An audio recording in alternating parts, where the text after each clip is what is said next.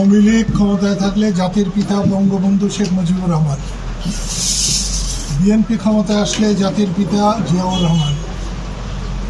আমি এরকম চিন্তা করি না। 15ই আগস্ট বাদ দেওয়া হয়েছে, তো এটি আসলে কিভাবে দেখছেন? এটা সব সময়ের খেলা।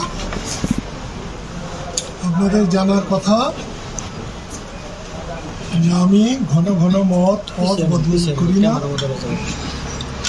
আওয়ামী লীগ ক্ষমতায় থাকলে জাতির পিতা বঙ্গবন্ধু শেখ মুজিবুর রহমান, বিএনপি ক্ষমতায় আসলে জাতির পিতা জিয়াউর রহমান।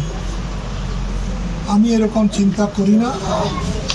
আমি যেমন বঙ্গবন্ধুর অবদান সমস্ত অন্তর দিয়ে স্বীকার করি, ঠিক তেমনি মুক্তিযুদ্ধে জিয়াউর রহমানের যে অবদান, অবস্মরণীয় অবদান, সেটাকেও আমি ওইভাবেই স্বীকার করি। তাই কি বাদ দেওয়া হলো আর কি রাখা হলো এটা বড় কথা না। দেশের মানুষের কাছে কোনটা গ্রহণীয়? বঙ্গবন্ধু শেখ মুজিব 15ই আগস্ট নির্মমভাবে নিহত হয়েছেন। এই দিবসটি পালন করলেও তা যেমন হবে, এটা পালন না করলেও তেমনি।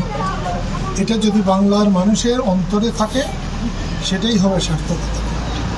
তবে 7ই মার্চের ভাষণ এটা স্থগিত করা বুদ্ধিমানের কাজ না। বাঙালির জন্যে বাঙালির ঐতিহ্য এতে ভুলণ্ঠিত হবে। যে আরেকটা প্রশ্ন রাখতে চাই, আজকে প্রথম অধিবেশন নতুন সরকারের, আজকে সংসদে অধিবেশন শুরু হয়েছে।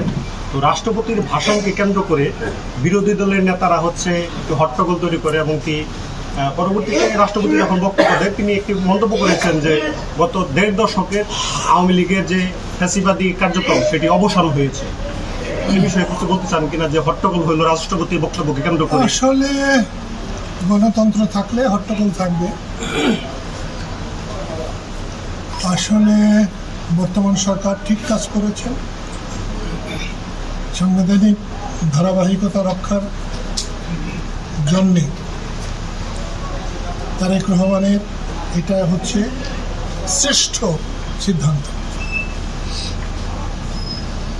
রাষ্ট্রপতির ভাষণ সাধারণত সরকার লিখে দেয়, যা লিখে দেয় তাই রাষ্ট্রপতিকে পড়তে হয়, এবং এই রাষ্ট্রপতিও তাই করেছে। উনি কোনো ভুল ভ্রান্তি করেন না, যেভাবে দিয়েছেন সেভাবে দিয়েছেন। আমরা চাই গণতান্ত্রিক পদ্ধতি থাকে কিনা, সেখানে দেশের মানুষের সম্মান থাকে কিনা, দেশের মানুষের ইচ্ছা অনিচ্ছা গুরুত্ব পায় কিনা, এছাড়া অন্য কিছু চাই। সর্বশেষ একটু প্রশ্ন করতে চাই, আপনি এই আসনে একবার এমপি ছিলেন এবং বর্তমান যিনি এমপি হয়েছেন তিনি আজকে মন্ত্রী হিসাবে শপথ নিয়েছেন। তো এই বিষয়ে আপনার যদি একটু মত। আমি তাকে ধন্যবাদ জানাই, অভিনন্দন জানাই মন্ত্রী হওয়ার কারণে।